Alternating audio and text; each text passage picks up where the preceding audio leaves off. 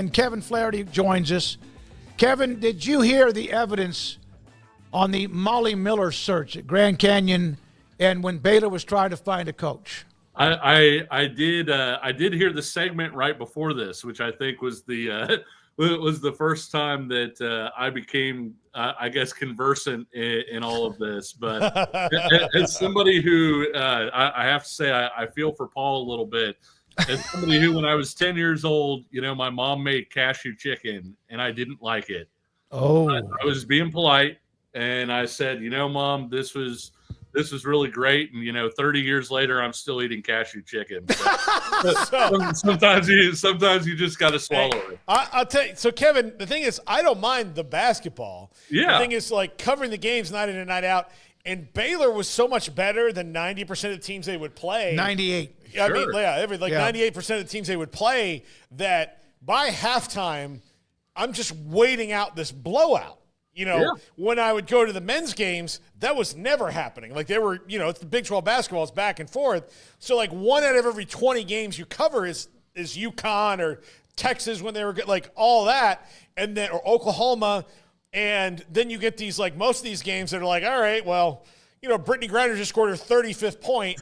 Like, let's move on. And I have to sit there for an hour and a half after to listen to a coach that is going to bother me. Like, that was my thing. And so it's probably not fair to Nikki Collin that I haven't gone back, but I had so much trauma that I've just decided to, like, back off of it. More painful, a VTEX gut pack on an empty stomach. Yeah. Or a press conference with Kim Mulkey. Oh, Kim Mulkey. Like, it just now. But I love VTEX. I'm not insulting VTEX. Yeah. I'm just saying it's just something in there before you hit the gut. It's a hearty meal. It's a hearty meal. It is. Yeah. Although Julie and I we got into a scuffle there for a while. I saw her recently. She asked me how you were. No, she did not. Did. You are lying. I did. Yeah. Well, Jace, no. Her husband. Her husband.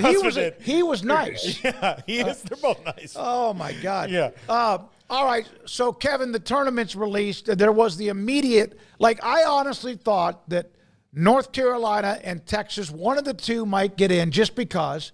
And because of the way things are in sports these days, did either one of them, in your opinion, deserve to get in? I honestly thought Texas might have had a worse case than North Carolina. The big thing against North Carolina, obviously, was that glaring statistic that everybody's going to point to, and that's one win against a quad one team. And if you look at the NCAA tournament the way that we look at the college football playoff, people have shown with the playoff that they want a team that has shown an ability to beat a top team, right? You can lose to a bad team, but you have to show on the top end that you can compete with a higher end team.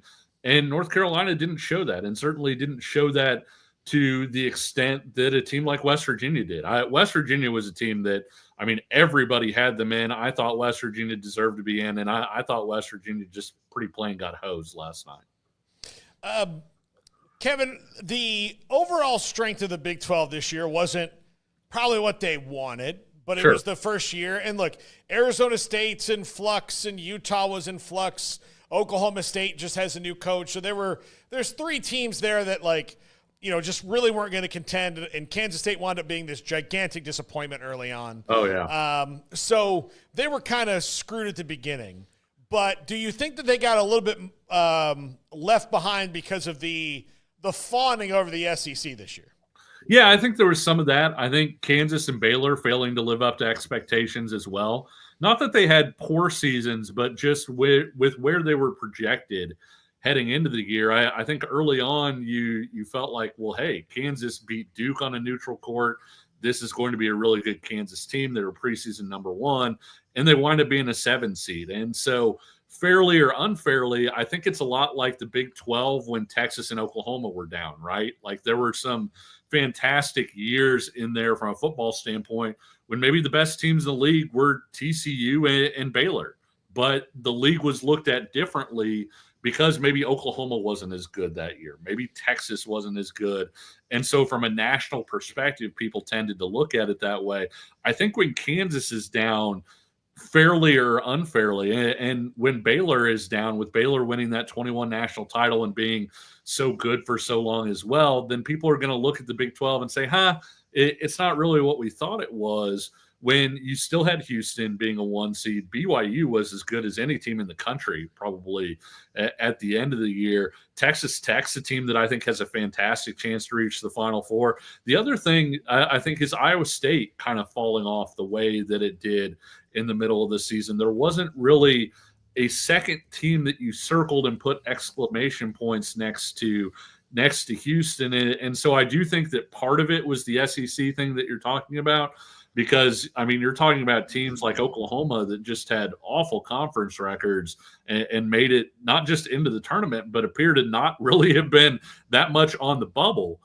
And then you had teams in the Big 12 that maybe got overlooked a little bit because some of those teams that maybe were expected to be up near the top didn't wind up being up there. Wasn't there a time, and oh God, that sounded like I'm an old man. Wasn't there a time, Kevin, where you needed to be 500 in the conference to make the tournament? Yeah, for sure. And it changed. I want to say not necessarily a few years ago, because I think the first time I can remember it happening was maybe the mid to late 2000s, where like a team one game under 500, people would say, well, okay, you can go ahead and get there.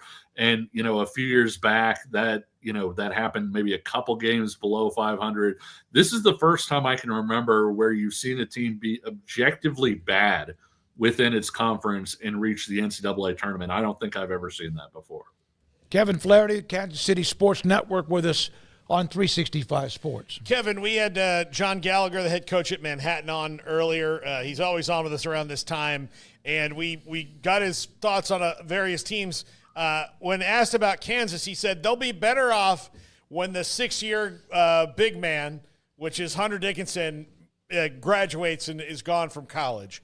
Is there a sense that, because usually Kansas has NBA guys, and Jawan Harris, not an NBA guy. If Hunter Dickinson was an NBA guy, he'd be in the NBA right now. Not to say that he won't one day, but like KJ Adams, not necessarily an NBA guy, super athletic, but he's probably playing professional basketball overseas, which is fine. But when those three guys are gone, will the progress stopping maybe open them up a little bit? You spent hours selecting your patio sofa. Choosing that grill would have taken weeks. Probably your car needed way more time. For sure, you would have spent months mulling over that pool of yours. Protecting your prized possessions needs no time, though. Just visit coversandall.com, create a custom size per your requirements, pick a fabric and personalize your cover, and leave the rest to us. Premium protection for all that you love.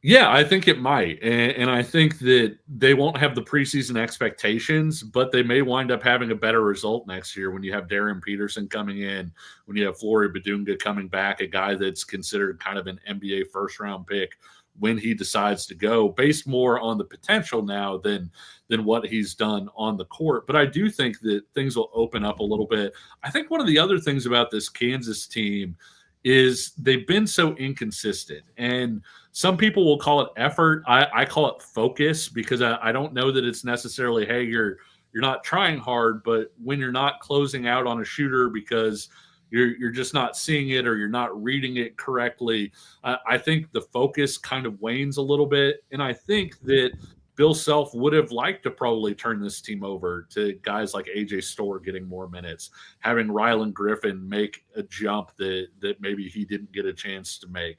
And so I think there was definitely some of that. But I think at the end of the day, Bill Self said, hey, what's our most consistent way forward? And these are the guys that I can count on. Hunter Dickinson, the effort level with Hunter Dickinson, the focus level has been significantly better since Kansas's brutal trip to Utah, where they lost at Utah and then got absolutely run by BYU. He's been playing like an All-American of late.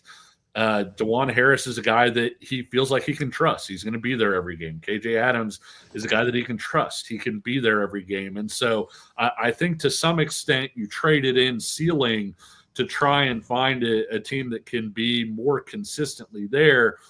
Ultimately, I don't know that Kansas has the horses to make a deep run in this tournament.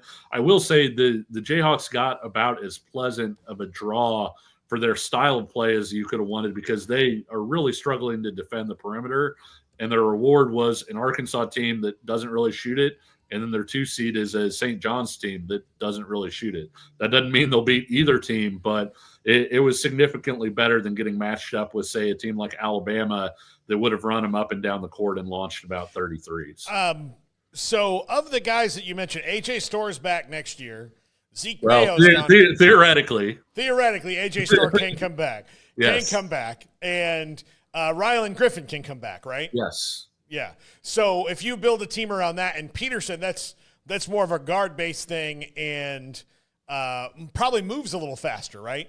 Yeah, and Elmarco Jackson was injured this year. He was a guy that they felt like made major strides last spring after the season ended, that he refound his confidence. He was a McDonald's All-American that, really struggled with his confidence a lot as a freshman. And so I think they were maybe counting on some things from Elmarco Jackson this year, thinking he was going to take a step forward, that the injury unfortunately derailed. He didn't get a chance to. And so you are going to have some of that backcourt there. Diggy Coit is a guy that could get another year because of the JUCO ruling that people are really keeping an eye on right now. I still expect Kansas to go into the portal for a guard or two to join that group. I think Flory Badunga at the 5 this year, he's had to play a lot of the 4 next to Hunter Dickinson. I think at the 5 gives them a chance to defend a lot more like they're accustomed to defending.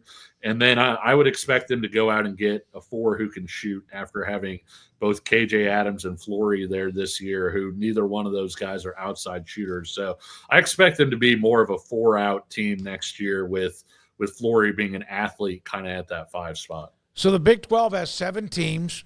Yep. All of them seem to have warts, but Houston has very few, and Texas Tech doesn't have many. Iowa State's had injuries, but Tech had McMillan and Williams out, and they've been hit and miss. And then Grant McCasland even said he thinks they'll be back for the tournament, but how much he doesn't know. Juwan Roberts was out. Houston still went right through with what they did and won the Big 12. God knows if Langston Love's in or out, because that's been a hit and miss thing too. If you were to put the 7 teams in order, who are the ones that will not make it to the Sweet 16? And I understand, Kevin, that's hard, but who will not get past the first weekend? I think Iowa State's going to have a tough time without Keyshawn Gilbert. And it's unfortunate because I think when you look at Iowa State with Keyshawn Gilbert and with Momcilovic, they had 2 losses this year when those 2 were in the lineup together. One was to Auburn by 2 points, and one was to BYU in overtime. So they were a really good team when they had access to both of those guys. Of course, that's like Curtis Jones, that 6th man role where he's so good. And so I think Iowa State's going to have a tough time getting there. They might be, I don't know if they'd be last. Sorry, I'm looking real quick. They actually might be my last pick. Houston would be my number 1 pick to make it through. Sure. I think that Texas Tech would probably be second, even with Missouri or Drake waiting if they get past UNC Wilmington. I do think that they'll have access to those guys, like you said. Not sure entirely how much, but I do like this Texas Tech team a lot. I think that they have a better idea of themselves than a lot of different people. Baylor would be near the bottom of the list just because of who you're facing in the second round. And, no, you're right. Yeah, it's Duke, right? If they win, yeah. And so I do like Baylor against Mississippi State. This is kind of a weird Chris Jans team, in that Jans teams a lot of times are great defensively, but they pretty much punt the ball at the rim offensively. There's not a lot of strategy there. And this year's team is maybe a little bit more efficient offensively, not as great defensively. I think Baylor can get by Mississippi State. I think ultimately, though, Duke is probably a little bit too complete of a team for Baylor to get by. The one thing that does intrigue me there is I think the weak spot of Duke, if it has a weak spot, is that backcourt. And I think that Baylor has a chance, if you've got Langston Love, if you've got all your pieces, to be the better backcourt in that game. Now, that doesn't mean that stops Cooper Flagg from getting 30 points if he's good to go and all of those different things. But I do think that there is at least a world out there where Baylor is close in that game because of the backcourt matchups. But Baylor would be at or near the bottom because of playing Duke. Kansas, it's tough to predict the Jayhawks to win 2 games in a row. And the issue with St. John's is I think if Kansas gets by Arkansas, which the Jayhawks can do if they can keep Arkansas from running, I think with St. John's, that'll probably be a close game. But then you get to the final 5 minutes and you have one team that made its entire living off of winning close games and mental toughness, and another team that's made an entire season out of not making those plays and losing close games. And so it's really tough to pick the Jayhawks to go through as well. Arizona, I like to get through. I think Arizona gets through. BYU is the wild card because with BYU, I know this is being a little maybe derivative, but with BYU, it's just so much of whether or not they make shots, especially who they're going to be playing against. VCU's a team that takes a ton of threes. Wisconsin's a team that takes a bunch of threes. BYU's a team that takes a bunch of threes. And so in those games, if you don't make shots, you can go home against any of those teams. Kevin Flaherty with us, college athletics insider, Kansas City Sports Network. When did you post that quote about you on your Twitter timeline?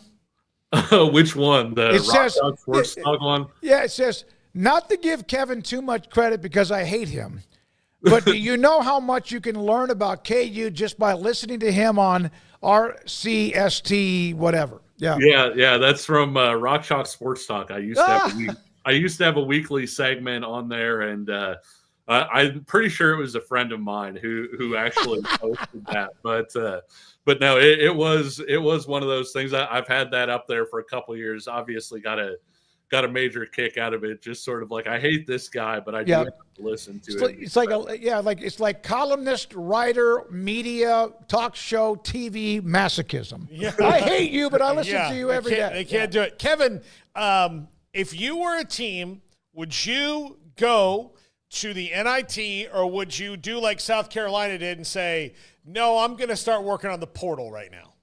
You know, it's funny. I think it depends on the team, and I realize that feels like a cop-out answer, and it actually is even more complicated than that, because I remember actually talking to Jerome Tang when he was at Kansas State his first year there, and I said, man, it seems like you got a good team this year, but you could have a really good team in year 2. And he's like, you can't think about your second year at this point. You have to just focus on sort of what's in front of you. And ultimately, Keontae Johnson, a guy that he probably didn't think at the start of the year was going to be ready to leave, wound up leaving. They wound up having turnover. They don't make the NCAA tournament in their second year after making the Elite Eight and kind of surprising everybody in their first year. And so if you feel like you've got a roster where a base of it is going to come back the next year, I do feel like there's value in going to the NIT and sort of working up from that base. Do you know the last team to win a national title that did not have at least 3 starters back from the previous year? 3 players who had started at least multiple games the previous year? It was 1997 Arizona. And so I expect that stat to change with the portal. I expect that it won't be very long before somebody wins without having that sort of continuity. But until that point, I still think continuity is really important. Those extra games can still help you. And playing in the NIT does not necessarily preclude you from being in the portal at the same time. And so I see both sides of it, honestly. Real quick, if Texas Tech and Houston met in a back alley, who would win the fight? Oh gosh, that's a tough one, because I think a third party would win, right? Like whoever would want to pick the winner. Yeah, I mean, you know all these ancient battles where there's 3 parties and one party basically sits back and says, "Hey, these 2 are going to fight each other. Yeah. They're all going to knock each other off, and then I can go in and win." I think it's one of those situations because, man, Houston is so tough, and their DNA is so ingrained in them that I was actually talking with somebody about how I think the Big 12 could be significantly better next year than it is this year. And with Houston, even without knowing all the pieces that are coming back, who they're going to add in the portal, you just say, well, they're going to be Houston, right? They're going to pound you. They're going to get on the offensive glass. They're going to defend the crud out of you, and they're going to win a lot of games. And I think Grant McCaslin's done an unbelievable job, sort of siphoning toughness into that Texas Tech program too. And both of those are teams I would say not only do you not want to meet in a back alley, you don't want to face them as your second game of an NCAA tournament weekend, right? Because your legs have already gotten some use. And then, hey, all of a sudden there's Houston and they're trying to pull down 25 offensive rebounds. And so I think that that's a really tough question to answer. I might have to go with Houston, but the only reason why isn't a player. I think, and I hope Grant McCaslin doesn't know my address, I think Kelvin Sampson would beat up Grant McCaslin, and they might be the last two standing. Yep, I think they would beat each other to death. Here's the thing. Kelvin's been around a little longer, and so he might know a couple of things that Grant doesn't know yet. Yeah, that's true. It'd be even, and then out of nowhere, Kelvin Sampson, he knows Kung Fu or something, and didn't know that. He's got Miyagi stuff going for him. I'm sure you saw the quote from Kelvin Sampson about Uzan when he came in and said he was off his Charmin and everything. And I'm just sitting here thinking I've seen Porter Mosier practice. I've watched him at Loyola Chicago, watched him at Oklahoma. He doesn't run a soft program. And so I'm not saying that Uzan was the toughest guy the second he showed up, but kind of tells you there's a little bit of a difference in expectation there, even going from Porter Mosier, who is kind of a hard-nosed coach, and they get after you and defend it and all the different things that they do there, and then going to Houston, it's another step up. It's wild.